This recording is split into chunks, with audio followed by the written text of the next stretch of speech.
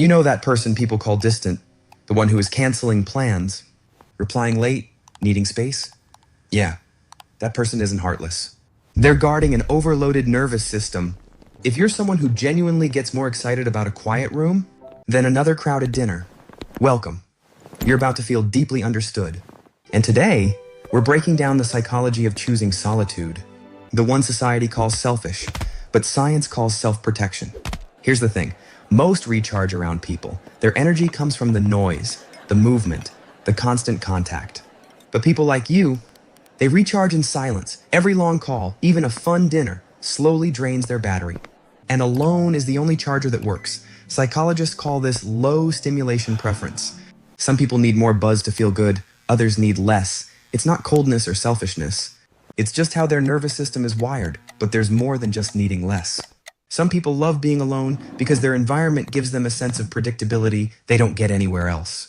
Out there, the world is noisy. Plans change, moods shift, but at home, you control the volume, the timing, the distance. For people with emotional sensitivity, that control isn't a luxury. It's self-protection. Here's something wild. Studies show that people who enjoy being alone tend to be more reflective, more self-aware, and better at making decisions.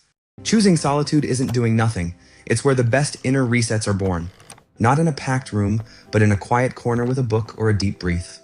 And let's be honest, society romanticizes constant availability, the social butterfly, the nonstop plans, the always-on lifestyle.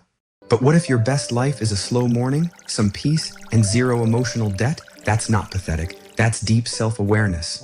Now, some people choose solitude for a darker reason. Shame, betrayal, and old unpredictability that quietly whispers, what if peace never lasts? And for them, being alone becomes both a shield and a cage. So, it's important to know, do you choose solitude because it feels nourishing or because leaving feels dangerous? Because one is healing, the other is hiding. But for those who truly love solitude, they're not missing out. They're just protecting their peace. People with this mindset often carry too much emotional responsibility. They believe if they don't keep life quiet, everything will start to crack. Not from selfishness, but from care. Choosing distance becomes how they love themselves without words. A calm room says, you can exhale here. But here's what people miss. Behind the distance is often a gentle heart. A quiet perfectionist who fears letting others down. Someone who uses solitude to feel steady. Their pulling back isn't judgment of you.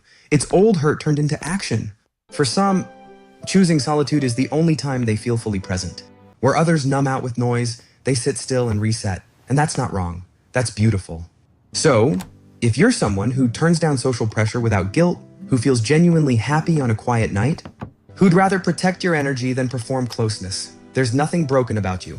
Not cold, not selfish, not antisocial. You simply understand what your inner world needs to feel calm. You know how to care for your inner world by tending to the outside one. Your need for space isn't a flaw. It's your way of creating peace in an overwhelming world. Tell me, do you prefer a quiet night in, or do you think we're all just too guarded now? And if you want the psychology that most people never hear about themselves, the next video is going to hit you harder than this one. Click it. You'll understand why.